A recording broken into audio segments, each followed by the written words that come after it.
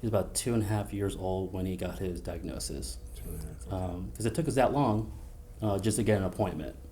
Um, and back then, just thinking that this was the only place, the Children's Hospital up in Atlanta, just thinking that was the only place he can get a diagnosis. Um, Not necessarily true. There were other places that he could have gone to get his diagnosis that would have gotten him in there sooner than later. Instead of 8 months, probably could have gotten into a different place a lot sooner than that. Just didn't know what was out there.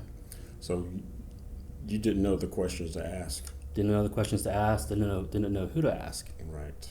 And this, unfortunately, is not a unique story, is it? No, because some of the parents I work with, some of them have kiddos who are newly diagnosed. They're still trying to wrap their heads around what it is their kiddo needs in the first place. They haven't realized that they themselves have to take care of them. They have to take care of themselves also. Okay. The caregivers have to take care of themselves. They don't realize that they do have to pay attention to that as well. And just helping those families with newly diagnosed kiddos, yeah, there's a lot of things that they're just not aware of Right. that I help them figure out. Okay. Rand, I have the pleasure of speaking to many of the parents who call first. They call the phone number, and that number goes to my cell phone. And I do a quick interview, and I do some follow-up as well. And I've spoken to parents that were in tears with gratitude for having somebody that said, "We're here to help you. Yeah. And we know how to help you." And having yourself and our other resource specialist, Stacy, to talk to that have lived it and continue to live it, it's immeasurable. It really is. So we're very blessed to have you and Stacy as a part of the team to reach out to parents. Let's talk about the name of the Empowerment Parent Resource Center for a moment. EPRC, Empowerment Parent Resource Center. We use that name, or we name the Empowerment Parent Resource Center with the word empowerment in it very intentionally, because we think that the best way that we can help give parents the tools and information that they need is to, or we think that whenever we do that Rand, you and Stacy, you give them the tools, the information that they need to make decisions that empowers them, and in turn that empowers the family and it empowers the individual as well. Do you find that to be the case? Yeah, because a lot of a good number of the parents who I work with, who come to EPRC in the first place, it's almost as if it's a last resort. Meaning that they're not able to get the help they need from their health insurance. They're not able to get the help they need from the school system. They're not able to get the help they need even from like APD. So some of these families, they have immediate needs, immediate problems that need immediate solutions sooner than later, rather than 6 months from now, a year from now, several years from now. Right. So I try to get creative with helping them find solutions to their problems. Because like a lot of them, some of these families are living paycheck to paycheck. They don't have good health insurance. Medicaid is not coming through. They don't have TRICARE. Their health insurance is not coming through. So helping them figure out ways to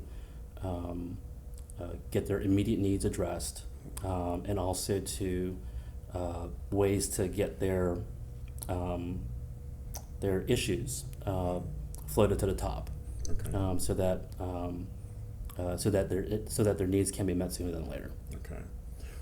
Rand, what are some of the immediate needs that you're seeing that, when addressed, first, number one, what are some of the immediate needs? And two, when they are addressed, do you see that some of the immediate needs, when they level off, the family is able to move forward a little bit more and be a little bit more cohesive, or takes a lot of pressure off of them, even if just 2 out of 10 problems are taken care of. Yeah, so a couple examples for immediate needs can be, like for instance, an 18-year-old who's homeless, who is newly homeless, and trying to find work and trying to find shelter. First off, an 18, 19-year-old who's homeless, that's on the spectrum, that shouldn't happen. Right. And then, connecting them with the right resources to find shelter and to find employment, or even a single mother with kiddos on the spectrum, who's just trying to find a place to live, and trying to get their kiddos enrolled into school, or someone who, a family with a newly diagnosed kiddo that may be 6, 7 years old, helping them navigate through the IEP process, just to even get that pre-hearing to see if an IEP is appropriate for them. IEP. Individualized educational plan. Very good. Okay. All right. That's a big stressor, isn't it, for families? Yeah. IEP. Yeah, the IEP process, yes, because there's a lot of rules and regulations. There's a lot of things that parents and kiddos are entitled to, that they may not know about. And there's ways to go about getting those accommodations down, and helping those families understand the process to make those things happen. Okay. So it does take some time, it does take some effort. A lot of families just don't know what that time and effort entails. Right. Process. I like that you used that word. Whenever you were talking about APD and insurance and all of those providers, they have a process. They need to have a process. They have to have a process. They're so big that they have to have a process, and I applaud them for that. But the reality is that that process takes a long time. With the APD waiver, there's literally thousands of families on the waiver right now. Some have been on the waiver for over 10 years. Is that not correct? Yeah, last I heard it was like a 12-year wait list right now. That's wow. If That's a long period of time. a long period of time, but it has that for however that process took place. That's what process we're dealing with right Yes. now, and that's the type of thing that you and Stacy can help with. Okay, if you're not on the waiver, let's go ahead and get that process rolling starting today. Let's get the application in and have a person come out and finish the application for you, help you finish the application, send it off, and get that started, number one. And then you can, you kind of just leave that as it is. You did everything you can.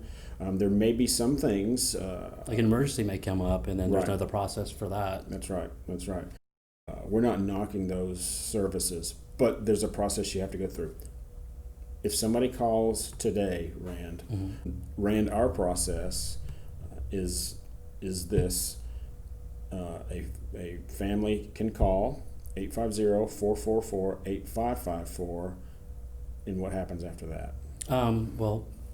We have them do we help them complete a needs assessment survey, so that we can get down some of their basic information, like which county they live in, the age of their loved ones, and what their issues are, what their immediate needs are.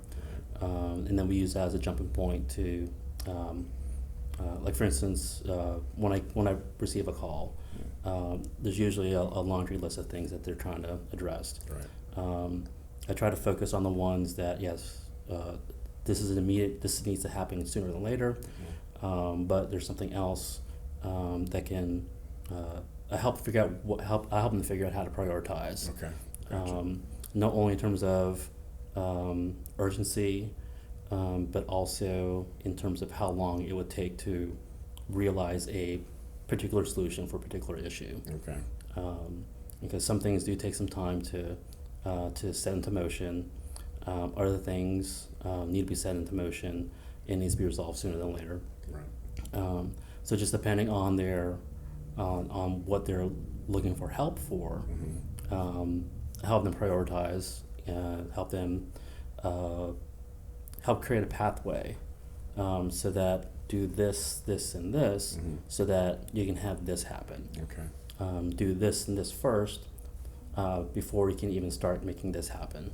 And those are the types of questions you didn't even know to ask whenever your child was diagnosed. You didn't know that there was a process. You didn't know you didn't know anything about how to be efficient about getting help for your family and your child. Yeah, just didn't know who to talk to. Right. Didn't know which organization to talk to. If I did know which organization to talk to, didn't know how to talk to them, so that there was any attention paid to my kiddos' needs. Gotcha.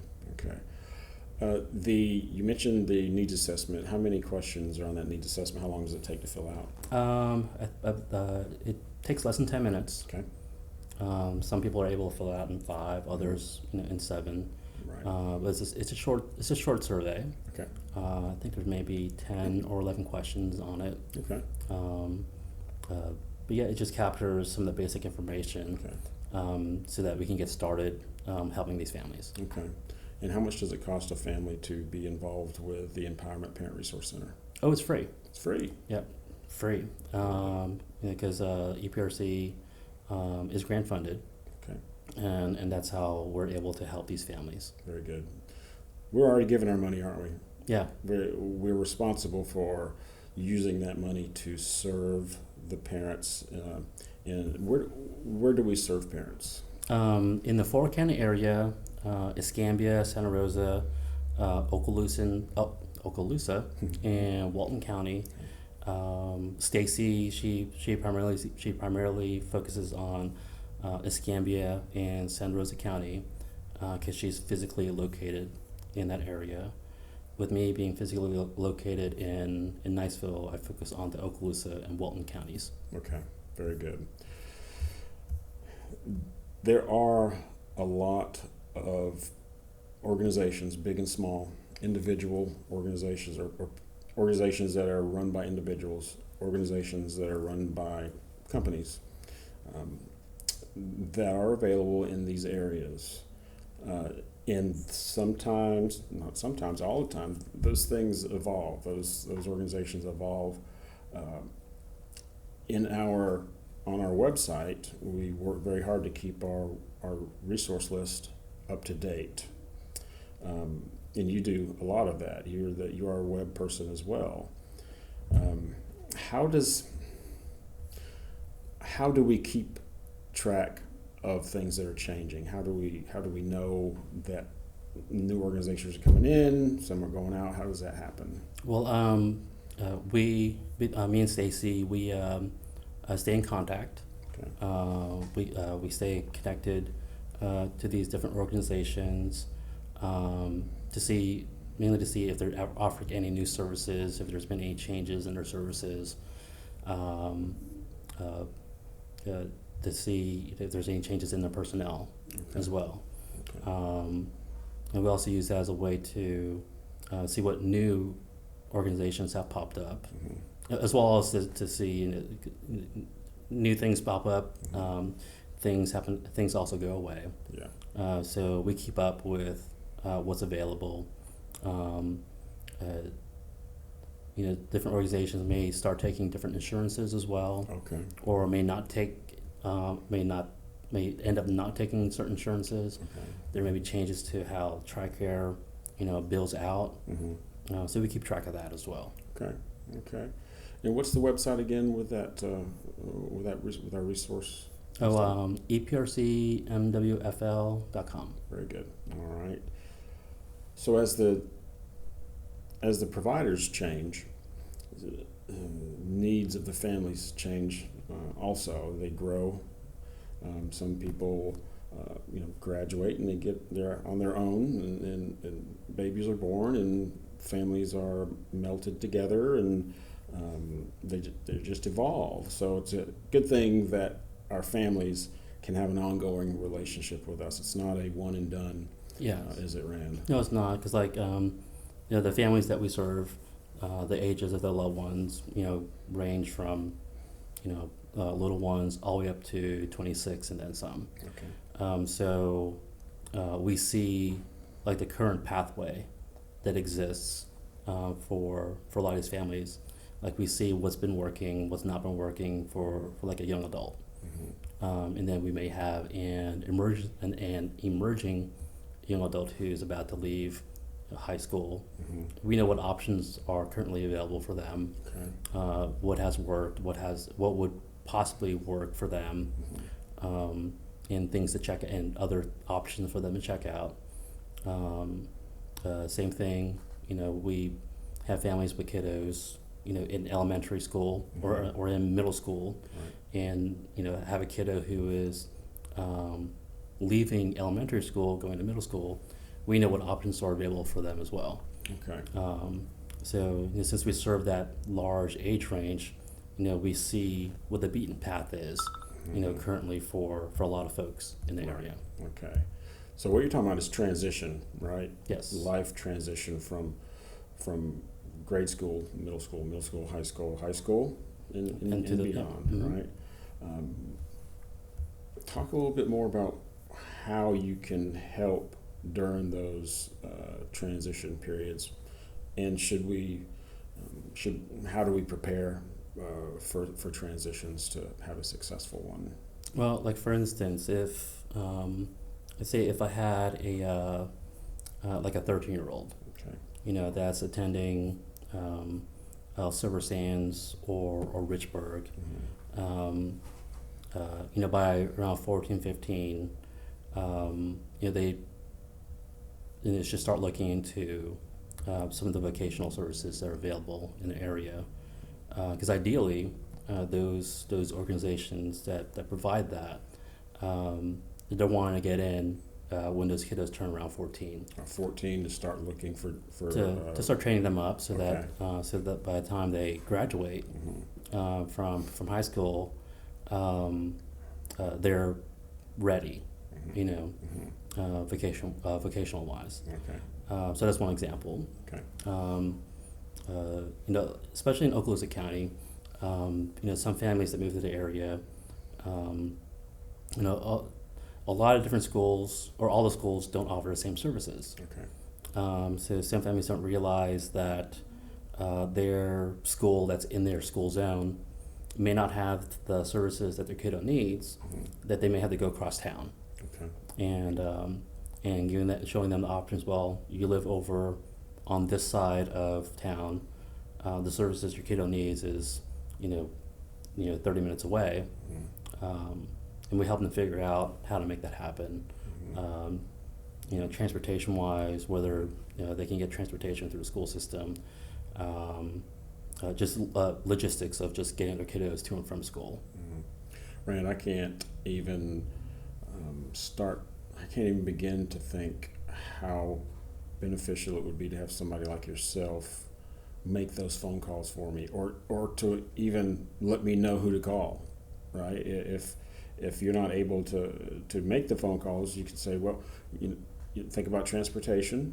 This is the person that you can call to find out if transportation. That's funny. There we go. Yeah. That's good. Well, great. Okay. Rand, I can't imagine how beneficial having somebody like you on a family support team would be, to be able to point in the right direction and say, call this person for more information on transportation. Perhaps you can even make some of those calls for them. It just kind of depends, I guess, on what the need is. Or even just putting out the parents that, hey, your kiddo should be able to get transportation. There you go. In the first place. That's right. Just what is available, all right? What's available for them. Rand, here recently, we've had a pandemic that we've been dealing with. Yeah. And I know that you occasionally will meet face to face with parents.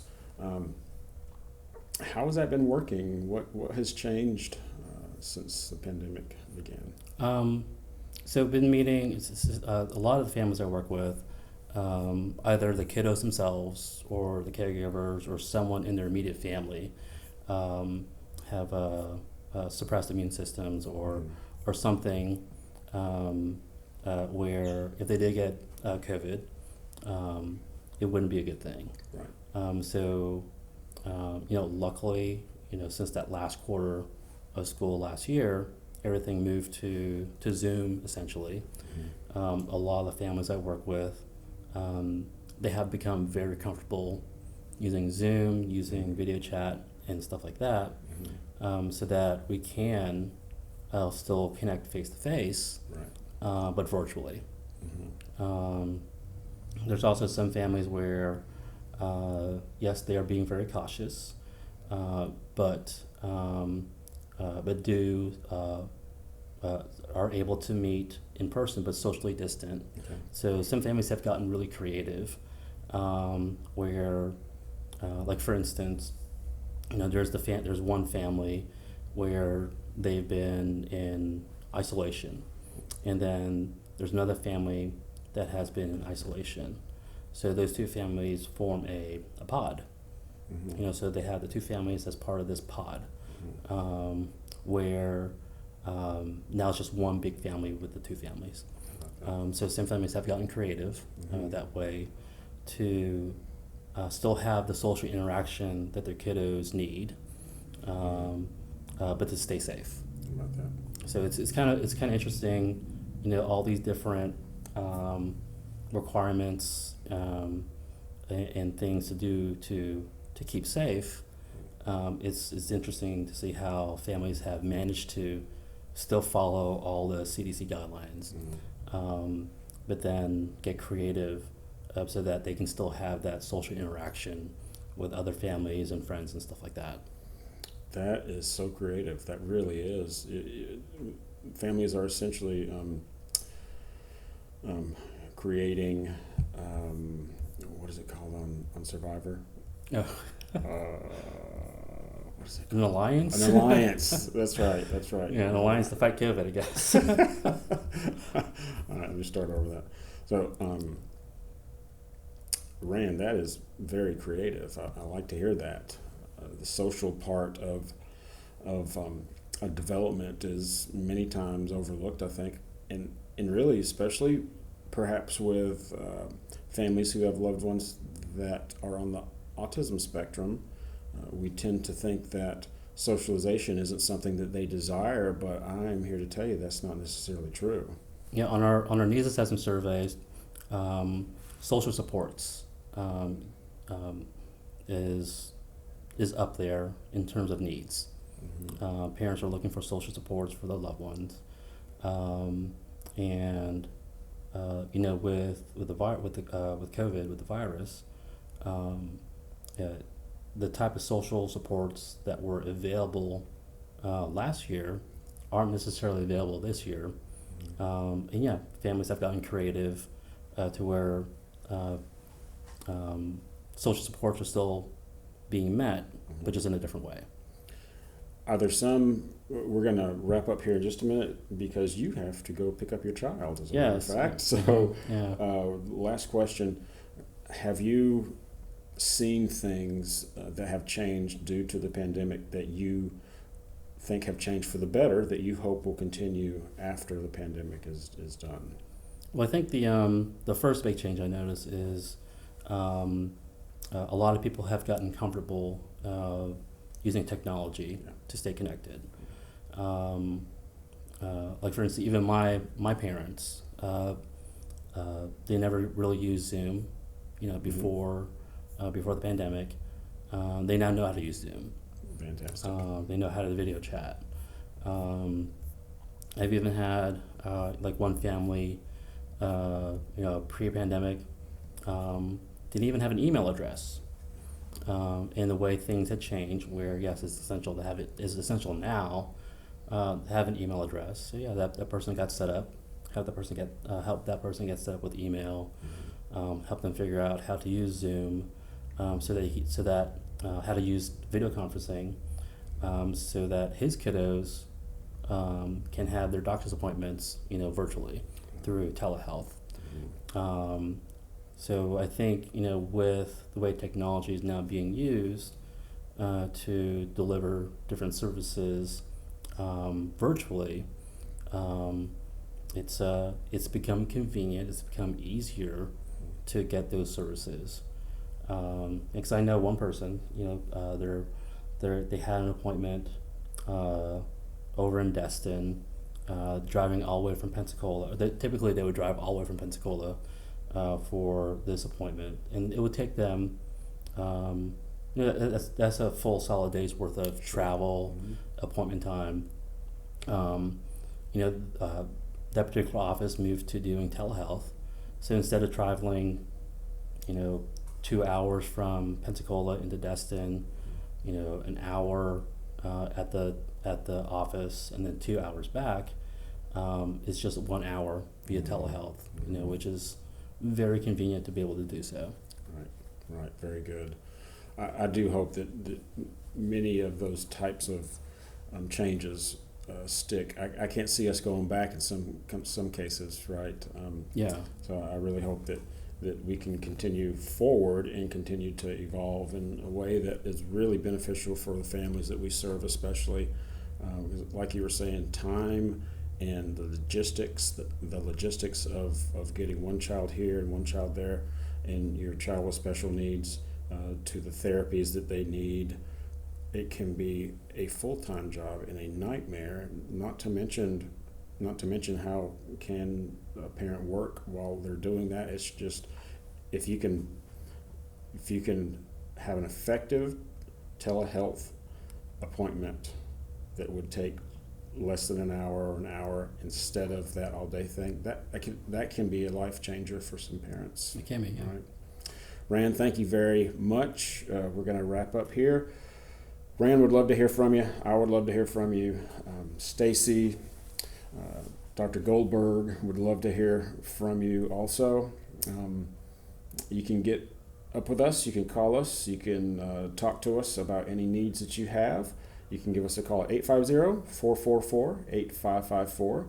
You can contact us on facebook.com/EPRCNWFL. And you can look at our website for that resource list and some other things that we have on the website at www.eprcnwfl.com. Thank you for joining us today. Look forward to speaking with you, serving you, and getting to know you a little bit better. Thank you. Thanks, Rand. Thank you.